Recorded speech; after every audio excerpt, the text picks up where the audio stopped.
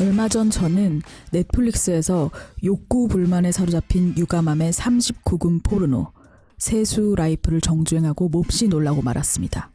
이거 엄마가 찬물로 세수하는 드라마예요. 아, 그 세수가 아니라 아기 둘을 키우느라 육아에 지친 한 어머니의 은밀한 성생활에 관한 막장 드라마입니다. 경진 기자, 얼마 전에는 눈을 부릅뜨고 일본 AV 감독 일대기를 그린 살색의 감독 무라니시 시즌2를 정주행했다고 하지 않으셨나요? 네, 그렇습니다. 선배 취향이 그쪽이시면 제가 또 새로운 거 하나 추천드릴게요. 그 투핫 혹시 아세요? 네, 알고 있습니다. 이미 보신 거 아닌가요? 아직 못 이미 봤습니다. 보셨을 것 같아요. 그 몸이 좋은 남녀들을 휴양지에 그 섬에 가둬놓고 세수를 금지하는 그런 네네네. 신박한 설정입니다. 이번 시즌이 지난 시즌보다 훨씬 더 그 수위가 높다고 하던데요. 아, 넷플릭스가 열일을 하네요. 아주. 칭찬해. 여러분 진정하세요. 아무래도 요즘 넷플릭스에서 29금, 39금 컨텐츠가 휴가철을 맞아 쏟아지는 걸 보니 국내 OTT 시장을 완전히 장악하려고 칼을 갈았나 보네요. 근데 누구세요? 뉴페이스가 한번 등장을 하셨네요. 아예 갑자기 좀 뻘쭘해지는데. 안녕하세요. 2030 세대의 시선으로 세상 소식을 전달해드리는 23cm. 저는 이번에 새롭게 합류하게 된 김지섭 기자라고 합니다. 와. 안녕하세요. 환영합니다. 네, 감사합니다. 네, 그리고 저희는 윤수정. 손호영. 한경진입니다.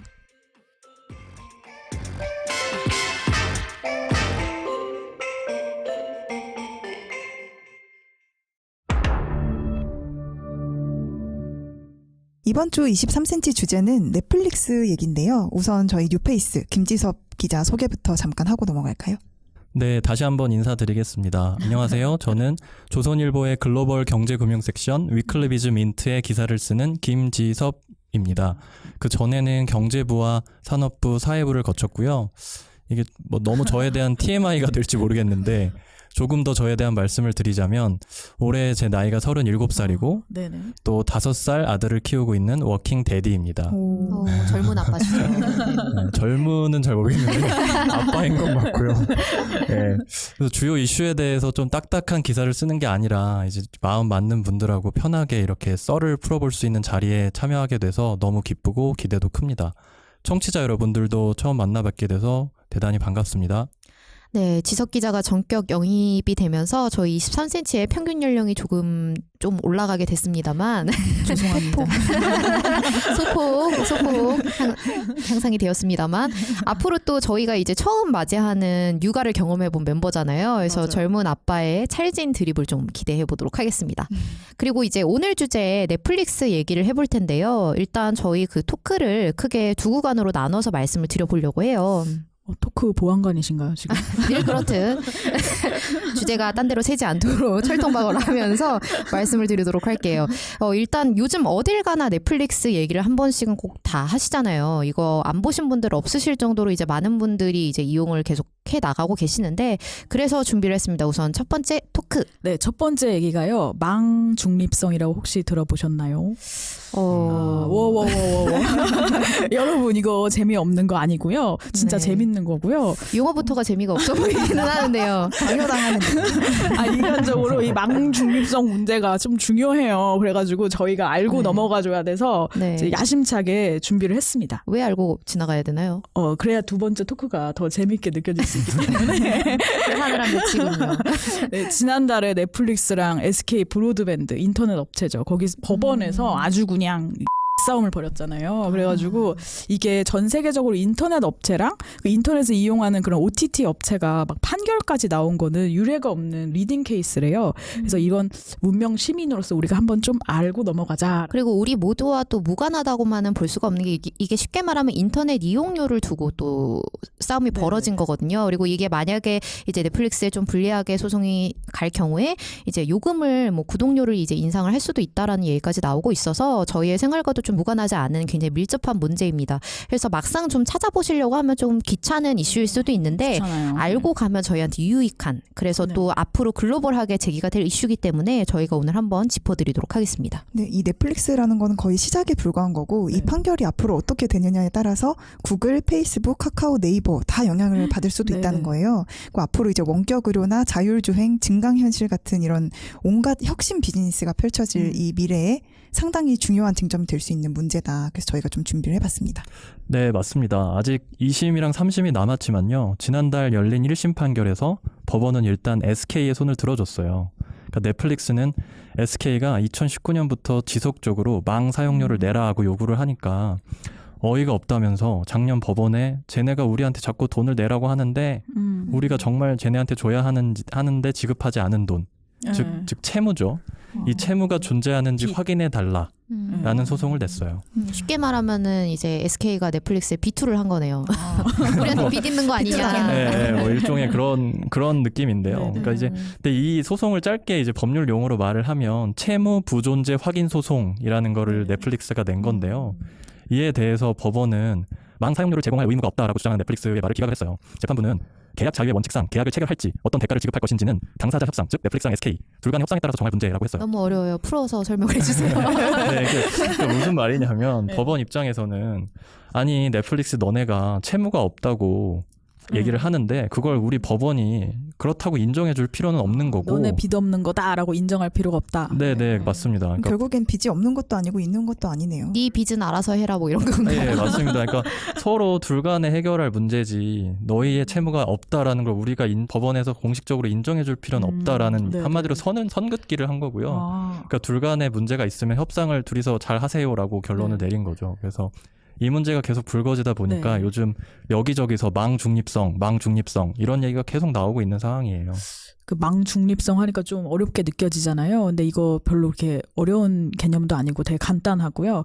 그래서 오늘 저희가 여러분이 이 주제를 씹고 뜯고 맛보고 즐기실 수 있게 준비를 했습니다. 확실하게 한 큐에 정리해 드릴게요.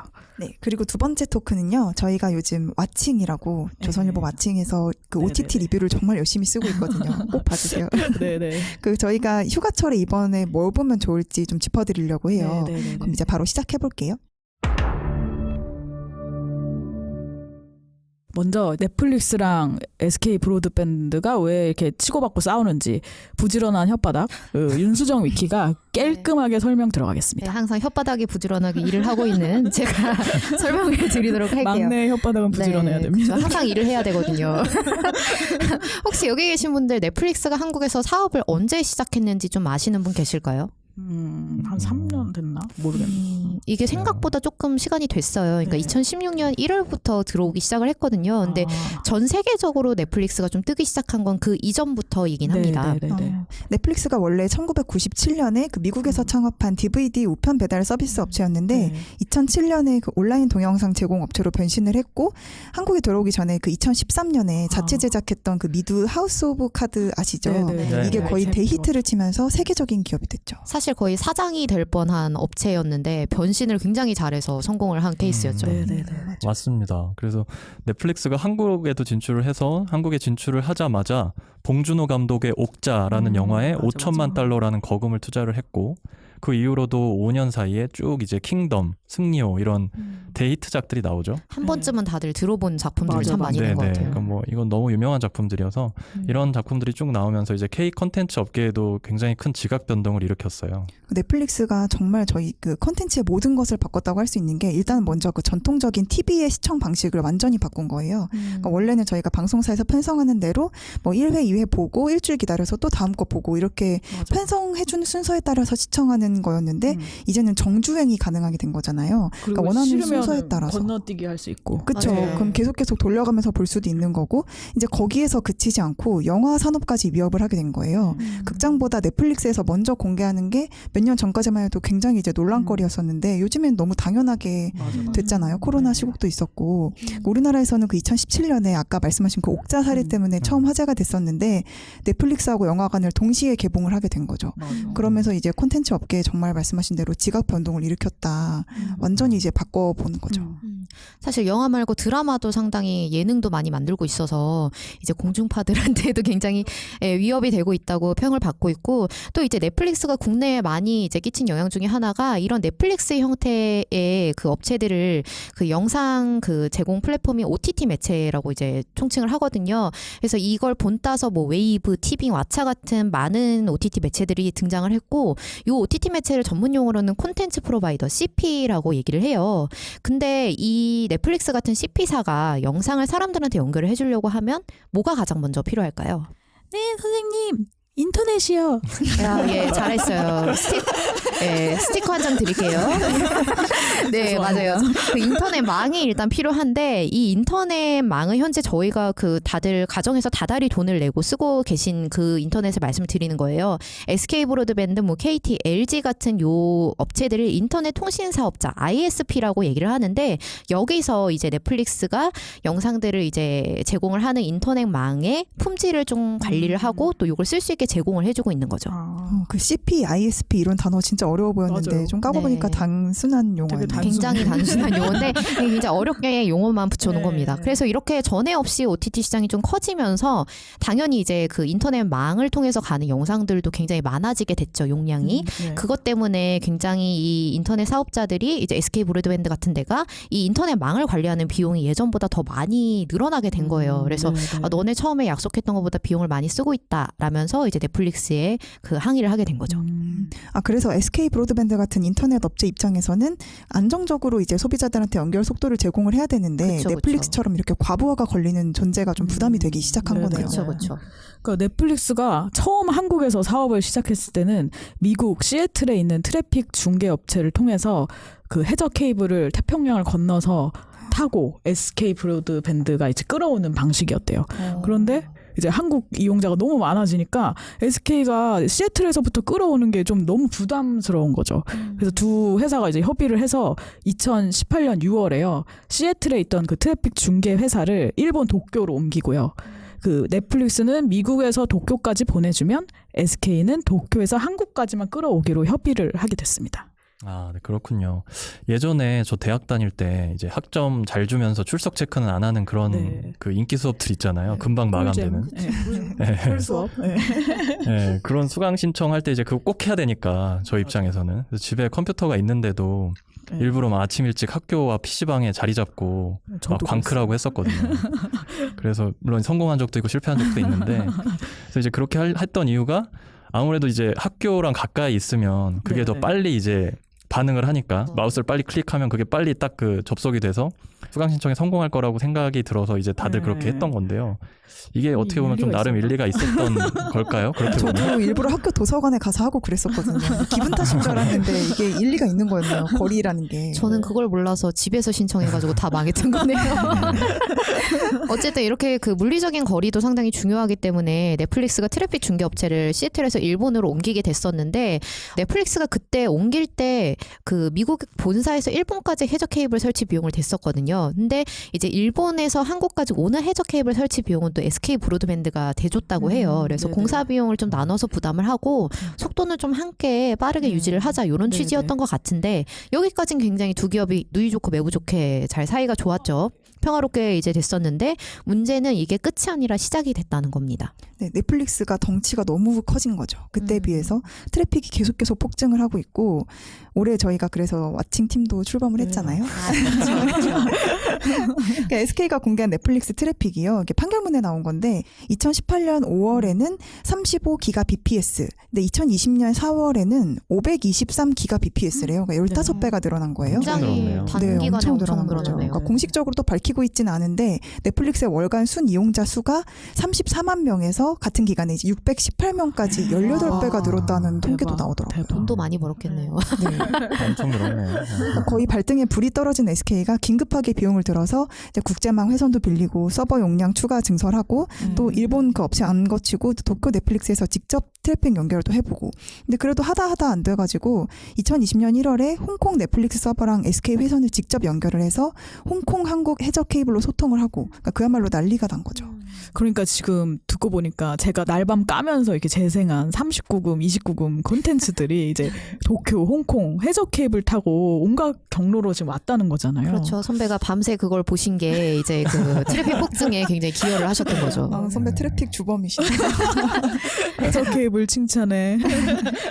그래서 이런 식으로 예상했던 것보다 훨씬 인터넷 망을 관리하는 비용이 자꾸 커졌고요. 이게 배보다 배꼽이 좀 커진 상황이 된 거죠. 그래서 결국 SK 브로드밴드가 아유 못 해먹겠다. 우리 이거 관리해주는 거 생각보다 돈이 많이 든다. 네네. 이렇게 좀 불만을 표출을 하기 시작해서 2018년 10월에 SK가 먼저 넷플릭스에 야 인간적으로 너네 좀 우리가 이렇게 망도 증설하고 관리도 하고 난리치고 있는데 너네 사업 때문에 너무 힘들다. 비용을 솔직히 인간적으로 내야 되는 거 아니냐 이런 식으로 좀 접촉을 하기 시작을 한 거죠. 네, 그래서 이 두 회사가 왔다리 갔다리 하면서 비용 논의가 한 1년 정도 계속 이어졌는데요. 교착 상태였어요. 타협이 잘 안 왜 되는 그러죠? 건가요? 네. 네, 그러니까 이게 SK에서는 너희 사업 때문에 진짜 우리 애로가 크다. 그냥 이참에 망 증설비랑 이용 대가를 지불하라라고 주장을 했어요. 근데 이에 대해서 넷플릭스는 우리가 1조 투자해서 만든 기술로 해결할 수 있다. 네. 이런 얘기를 한 거예요. 이게 뭐냐면 네. 트래픽을 획기적으로 줄여줄 수 있는 오픈 커넥트라는 기술인데요. 네네네. 그게 이제 사각 박스보다도 작은 그 박스 여러 개를 일종의 장비죠, 이게. 네. 장비의 크기를 말씀드리는 건데 네네. 이거를 여러 개를 그냥 무상으로 한국에 설치를 해주고 넷플릭스에서 기술 요원도 보내서 트래픽을 예측하고 효율적으로 관리를 해줄게. 이렇게 SK 네네. 얘기를 한 거예요. 네네. 이걸 쓰면 획기적으로 트래픽을 줄일 수 있다라는 거죠. 그러니까 돈은 낼 수 없지만 관리비 네. 정도는 우리가 좀 부담을 해주겠다 이런 뜻인 거네요. 예. 다른 방식으로 약간 그런 다른 방식으로. 설치해서. 예. 금전적으로 뭔가 대가를 주진 않겠지만 트래픽이 너네가 부담이라고 하니 그걸 좀 낮춰줄 수 있는 방법을 우리가 기술적으로 지원을 할게 라는 얘기를 한 거고요. 대신에 이제 너희가 자꾸 요구하고 있는 이용료 이런 거 자꾸 내라고 하지 마라. 우리가 무슨 지급 의무가 있는 것도 아닌데 이용 대가를 우리가 아예 못 박아서 주기는 좀 그렇다라고 이렇게 맞선 거예요. 그 언론에서 인터넷망 비유할 때 주로 도로, 막 덤프 트럭 이런 거 많이 자주 등장하잖아요. 맞아요. 그래서 저도 이해를 해보려다가 이제 넷플릭스, 구글 같은 이런 콘텐츠 업체를 그 잠실 롯데월드 타워로 이제 가정을 좀 해보면 롯데가 이제 월드 타워를 지어가지고 여러 콘텐츠를 제공하기 시작하니까 사람들이 그 잠실 일대로 막 와글와글 몰려들었어요. 그러면 이제 잠실 일대 교통 체증, 도로 관리 비용이 크게 늘어나잖아요. 그렇죠. 그러면 이제 도로 관리 업체 뭐 이런 데서 막 하는 거죠. 그래서 야 너네 때문에 지금 우리 너무 힘들어. 지역 주민 다 힘들어. 어쩔 거야. 교통 혼잡 유발 비용 내라라고 하는 거. 약간 이런 게 아닐까. 이해를 비슷하네요. 해봤습니다. 약간. 그럼 넷플릭스 입장으로 보면은 SK 너네가 이미 소비자들한테 한 달에 10,000원, 20,000원씩 그 초고속 인터넷 이용료를 받고 있잖아. 네네네. 근데 콘텐츠 회사인 우리한테 이용료를 또 받겠다고? 이거는 거의 이중으로 돈 받아서 챙기는 거 아니야? 이렇게 주장을 하게 되는 거죠. 네네네. 그 여기서 넷플릭스가 꺼내든 게 그 망중립성이라는 개념입니다. 드디어 나오네요. 망중립성. 예. 중립성이란 말을 이제 드디어 하게 됐는데 이게 말이 좀 어렵죠. 네. 근데 이제 네, 사실 어려워요. 풀어보면 좀 간단한 개념이에요. 뭐냐면 이제 인터넷망 사업을 할 때 인터넷 업체는 중립을 지키라. 약간 이런 말인데요. 이 말을 이제 미국의 유명한 미디어 법학자인 팀 우 교수라는 분이 네네. 2003년에 이제 주장한 개념이에요. 얼마나 유명하신 분인가요? 예, 이분이 이제 최근에 이제 미국 바이든 대통령이 기술 및 경쟁 정책에 대한 특별 보좌관으로 이제 팀 우 교수를 임명하기도 했어요. 실세네요. 네. 살아있는 권력이시. 중립적이지 않으신 것 같은데. 네, 근데 이분이 또 이제 구글, 페이스북, 아마존과 같은 이제 이른바 빅테크 기업들 이런 기업들의 독점적 영향력에 대해서 평소에 비판적인 목소리를 내는 분으로 또 유명해요. 너희들끼리 해먹는 거 절대 볼 수 네네네. 없다. 두고 볼 수 없다. 이런 분이시죠. 예, 맞습니다. 그래서 이제 바이든 대통령도 그런 쪽의 입장을 좀 취하고 있기 때문에 아마 이분을 좀 보좌관으로 임명한 거 아닌가 싶습니다. 그래서 다시 망 중립성 얘기로 돌아오면요. AT&T와 컴캐스트 같은 대형 인터넷 통신 업체가 구글과 마이크로소프트, 아마존부터 신생 영세 업체, 개인한테까지 인터넷 제공할 때 차별을 둬선 안 된다라는 그런 의미예요. 네네네. 이게 그럼 어떤 업체는 돈이 많다고 더 빠른 회선을 주고 뭐 정치적으로 누가 마음에 안 든다고 해서 더 느린 회선으로 뭐 주고 이러면 안 된다라는 뜻인가요? 그런데 넷플릭스는 우리가 인터넷 기업의 망 사용료를 낸다는 행위 자체가 인터넷 업체들을 차별하기 시작하는 수순이다.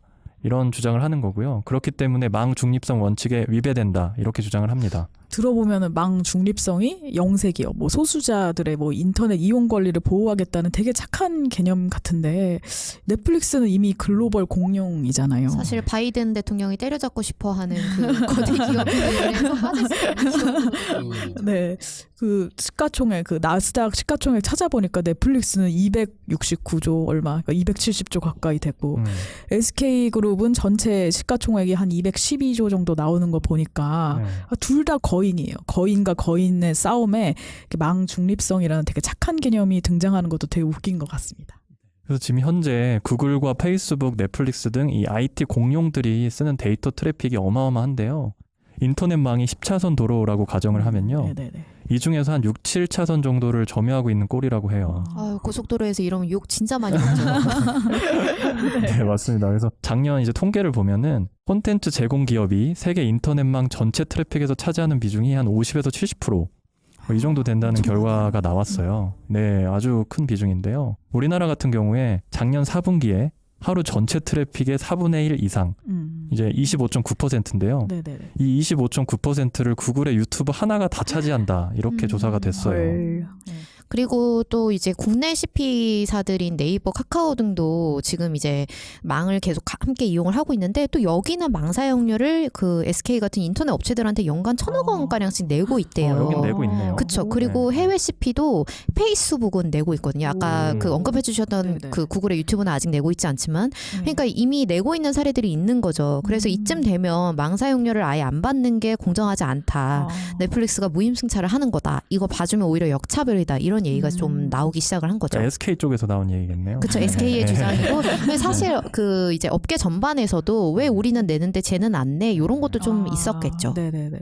그래서 SK는 이제 넷플릭스랑 얘기를 하다가 좀 잘 진척이 안 될 것 같으니까 결국 2019년 11월에 방통위, 그러니까 정부가 좀 나서서 정리를 해달라고 방송통신위원회를 찾아가게 됩니다. 그럼 넷플릭스 입장에서는 이게 우리끼리 그냥 해결하면 되는데 너네가 정부기관까지 끌고 들어와 이렇게 네네. 반발을 하게 된 거죠. 네네네. 그래서 여기는 한술 더 떠서 아예 법원으로 직행을 해버렸어요. 썩이 많이 났네요.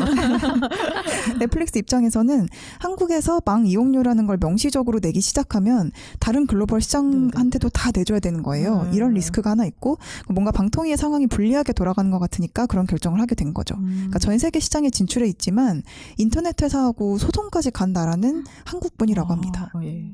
그래서 요거를 지금 그 지난해 4월에 서울중앙지법에 이제 민사 소송의 네네네. 형태로 낸 거죠. 아까 이제 말씀드렸던 네. 그 채무보전제 확인 소송을 낸 겁니다. 네네. SK가 넷플릭스 보고 내라고 하는 비용이 얼마인지 한번 따져봤어요. 따져봤는데 2017년에 15억 원, 그리고 2020년 작년에는 272억 원 정도로 나와요.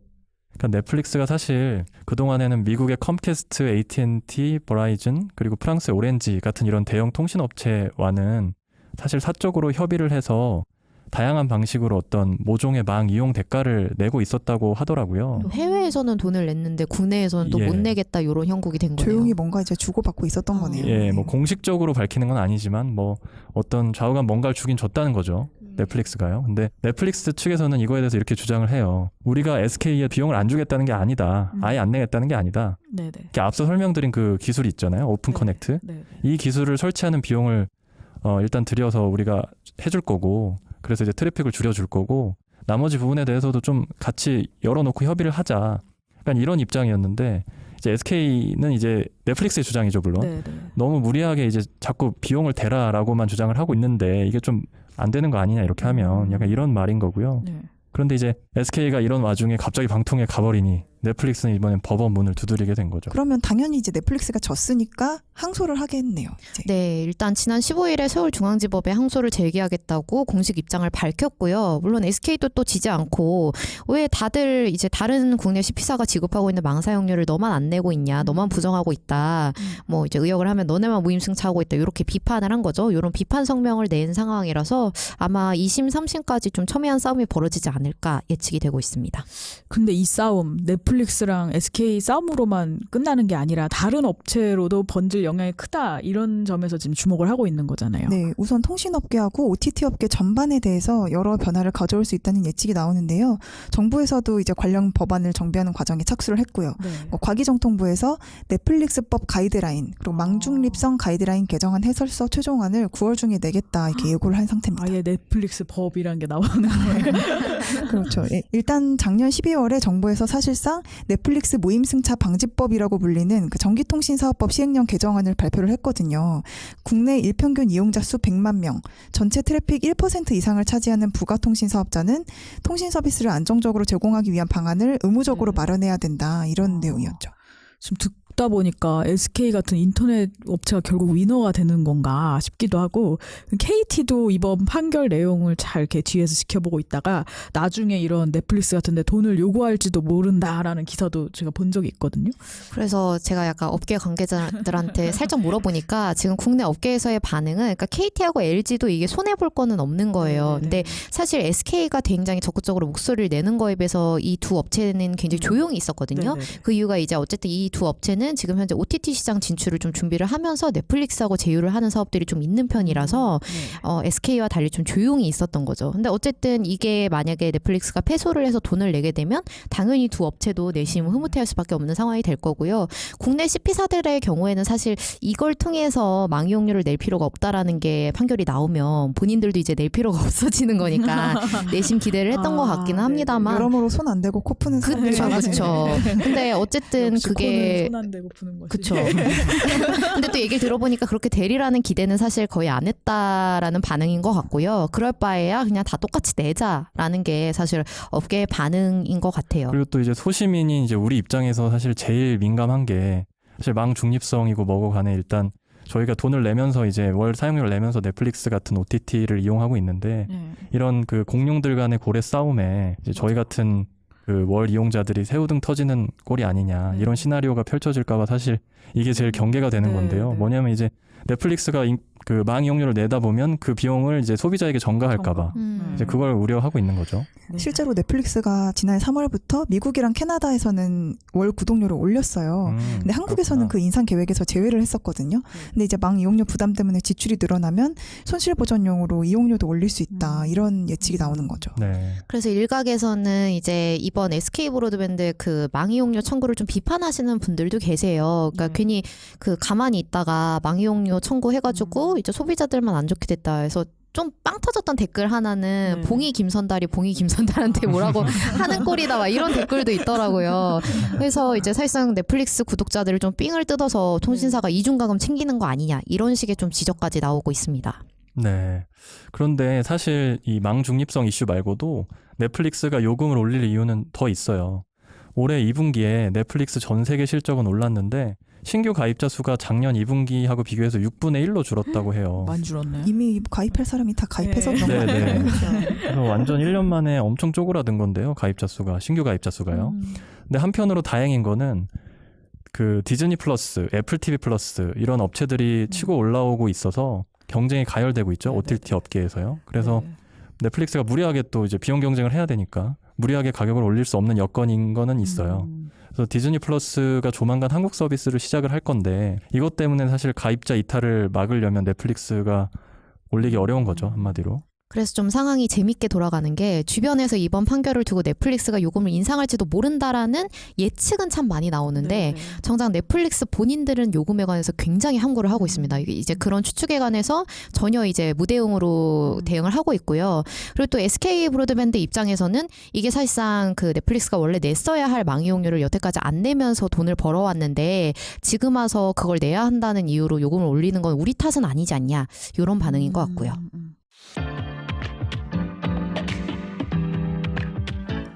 지금 여러분은 한 뼘 더 깊은 뉴스 23cm를 듣고 계십니다.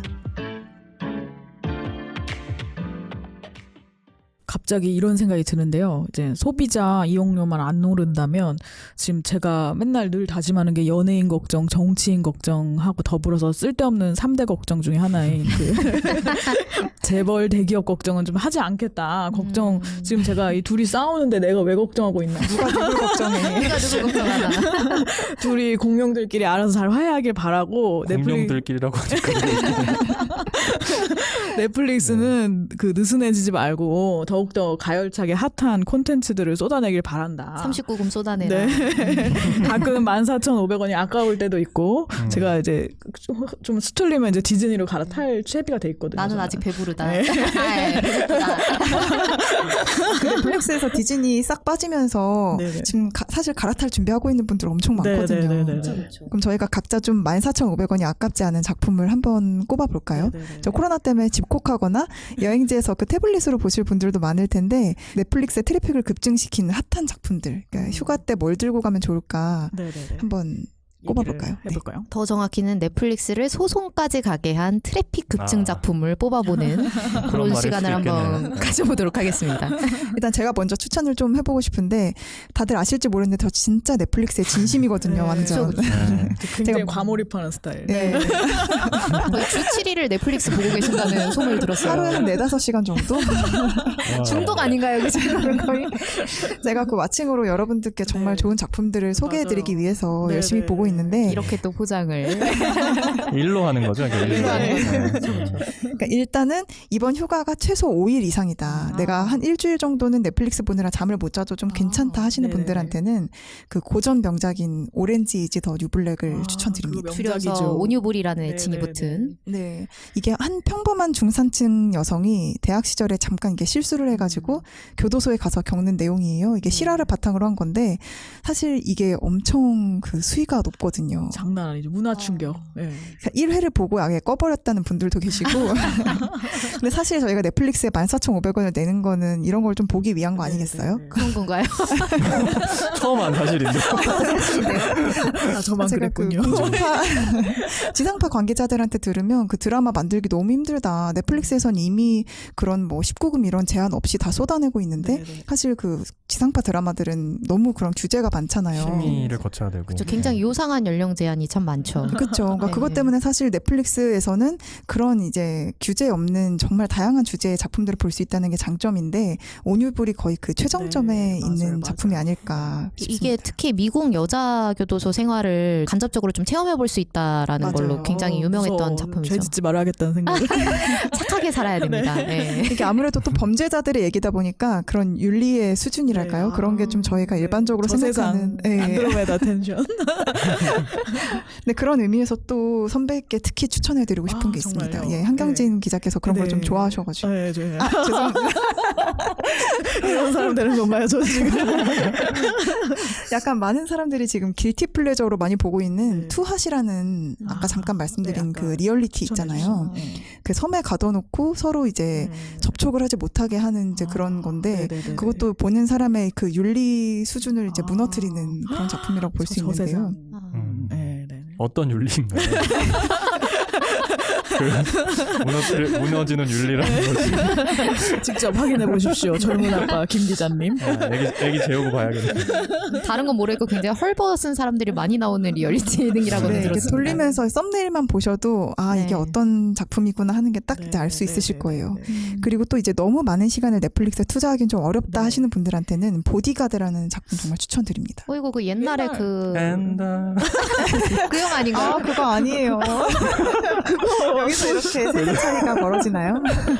너무 옛날 예시를 들었나요? 네. 케빈 코스트너 그거 아니고 네. 이것도 물론 이제 그 정말 섹시한 보디가드가 지켜주는 내용인데 그 두 사람 사이의 그 미묘한 그 텐션이랄까요? 네. 네, 그런 게 그게 돋보이는 보디가드잖아요. 아, 좀 다릅니다. 현대판 보디가드. 네, 현대판 느낌이네요. 보디가드라고 네, 보시면 네, 네. 되고 정말 섹시한 그런 보디가드를 보는 이제 그런 재미가 있는 작품이고요. 지금 보니까 호영 기자님의 추천작은 전부 다 이제 몸의 방점이 찍혀 있는 추천작인 것 같습니다. 저는 근데 이 작품 되게 보고 싶은 게 호영 기자님 또 어머님 픽이라고 맞아요. 말씀을 들었었어요. 네, 제가 추천을 드렸거든요. 그럼 제가 너무 이미지가 그런 쪽으로 굳어질 수 있으니까 네, 네, 조금 네. 더 얌전한 작품을 하나 작품성 작품성 계열로. 위주로 네. 추천을 드리자면 그리고 베를린에서라는 네. 또 작품이 아, 있어요. 또 작품성 있죠, 진짜. 네, 이게 그 뉴욕의 하시디즘 공동체라고 이제 여성들이 좀 억압돼서 갇혀 있는 그런 공동체에서 그 한 여성이 이제 거기를 탈출하면서 벌어지는 얘기인데 이것도 한 6회 정도일 거예요. 굉장히 짧고 이제 재밌게 보실 수 있는 그런 작품입니다. 네. 잘 들었습니다. 근데 왜 이렇게 침울해지셨어요, 갑자기? 아니 제가 추천할 차례가 됐는데 네. 앞에서 너무 진심이신 분이 이렇게 휘젓고 다니셔가지고 아, 본의 제가 지금- 아니게 죄송합니다. 네, 지금 많이 지금 어서 추천을 해주세요. 침체돼 있는데 제 차례가 됐는데 그래서 제가 뭐 사실 뭐 손호영 기자에 비하면은 넷플릭스에 훨씬 진심이 아닌 편인데 아이, 작아지지 마시고 예, 얼른 자주 보진 추천해주세요. 않아서 예. 그래서 요새 이제 그 하나를 꼽아보자면 저는 이제 작년 4월에 출시된 이제 익스트랙션이라는 그 넷플릭스 오리지널 영화예요. 오, 저 이거 처음 들어봐요. 예, 그래서 이게 뭐 사실 뭐 버스랑 지하철 같은 데 막 보면은 그 광고도 작년에는 많이 됐었어요. 근데 이제 많이 보신 분들도 계실 텐데 사실 이제 추천하게 된 이유는 뭐 그냥 제 주관이니까요. 제가 액션 영화를 사실 되게 좋아해요. 그래서 아. 예, 그래서 뭐 007부터 본 시리즈, 미션 임파서블, 잭 리처 이런 영화 그냥 시간 나면 되게 자주 보거든요. 저희 보고 또 아버지랑 되게 취향 비슷하시네요. 보고. 네, 그래서 저는 뭐 아버지 세대 피. 저는 20대부터 그러긴 했는데 되게 액션 영화 되게 좋아하는 편이어서 그냥 생각 없이 그냥 스트레스 날리고 싶을 때 그냥 틀어놓고 이제 시원한 액션 장면 보면서 좀 이렇게 맥주도 네네. 마시고 뭐 그런 거 되게 즐기는 편인데 그 매드맥스 이런 계열은 별로 안 좋아하시나요? 예, 저는 이제 손호영 기자처럼 몸보다는 저는 이제 그래도 이제 액션 스릴러 서로 이렇게 좀 이런 저격하고 매드맥스에도 이제 이미지가 굳어지는. 근육질 남성들 많이 나오는 그런 영화인 걸로 잘 알고 있는데 요건 그럼 어떤 내용이에요? 익스트랙션 사실 이거 뭐 사실 설명드리기 이거 뭐 자세하게 막 드릴 내용은 사실 크게 없어요. 그러니까 액션 추천해 주시는 거잖아요. 추천, 그러니까 내용을 추천한다기보다 이제 액션 네. 씬 약간 이런 거 위주로 네네. 추천하다 보니까, 그러니까 뭐 이게 요약을 하자면 이제 어떤 과거의 가슴에 상처를 품고 있는 어떤 그 근육질의 남성이 있는데 근육질. 근육질이어야 되죠. 여기서 또. 네. 봐야 되겠다. 땡이네요. 네, 그래서 그리고 참 이 익스트랙션의 주인공이 토르의 그 햄스워스예요. 크리스 그걸 햄스워스. 먼저 네. 얘기를 해주셨어야죠. 네, 이걸 사실 먼저 네네. 말씀드렸어야 뽀뽀해야 되는데 되는 거잖아요. 뽀뽀해야 되는 거잖아요. 이 말씀을 드리면 무조건 또 그렇게 말씀하시는 분들이 계시더라고요. 근데 이제 저는 꼭 크리스 햄스워스 때문에 본 건 아니기 때문에 네네네. 어쨌든 아무튼 주인공이 이 크리스 햄스워스고요. 그래서 이 근육질의 남성이 크리스 햄스워스로 나오는데 이 사람이 이제 상처를 품고 살아가면서 이제 돈 받고 미션을 수행해주는 용병이에요. 이 사람의 직업이요. 네네네. 근데 이제 여기에서 의뢰를 받게 되는데 그 의뢰를 한 사람이 인도의 그 거대 폭력 조직의 두목이에요. 이 두목이 자신의 아들을 구해달라. 아. 네, 그러니까 네네. 폭력 조직 간의 그런 동남아시아 이쪽 네. 폭력 조직 간의 그런 막 세력 다툼이 있는데 그 반대파인 이 폭력 조직에서 이 두목의 아들을 납치해 간 거예요. 어디로 납치해 갔나요? 네, 그 나라가 이제 방글라데시. 네네. 그래서 이제 어. 주요 무대가 방글라데시의 네. 수도 다카라는 곳이 있는데 네네. 거기가 이제 등장을 해요. 약간 테이큰 뭐 아저씨 네, 원빈 아저씨. 약간 뭐 이런- 테이큰의 아. 딸이 아들로 바뀌어서 막 I kill you. 네네, 그 느낌. 네, 전형적으로 그 느낌 맞습니다. 네, 딱 그런 느낌이 맞고요. 그래서 이제 크리스 햄스워스가 그 적진으로 이제 홀몸으로 이제 침투. 들어가서 침투해서 이제 피 튀기게 적들과 싸우는 그런 네네네. 어떻게 보면 뭐 단순할 수 있는 내용이죠. 네네. 굉장히 킬링 타임용으로 좋을 것 같은 시원한 스토리인 것 같네요. 잔인한가요 그거? 예, 잔인한 걸로만 따지면 사실 굉장히 높게 잔인한 편이고요. 예, 그래서 네. 좀 이제 그런 거 싫어하시고 좀 거부감 있으신 분들은 추천은 하지 않아요. 예, 예. 알겠습니다. 그래도 여름 한철을 굉장히 시원하게 날려보낼 수 있는 액션 영화인 것 같은데 네. 저도 하나를 좀 뽑아봤는데요. 제가 저희 아까 소개드렸던 이제 OTT 영상 리뷰 네. 기사인 마침 기사로 좀 썼던 작품이에요.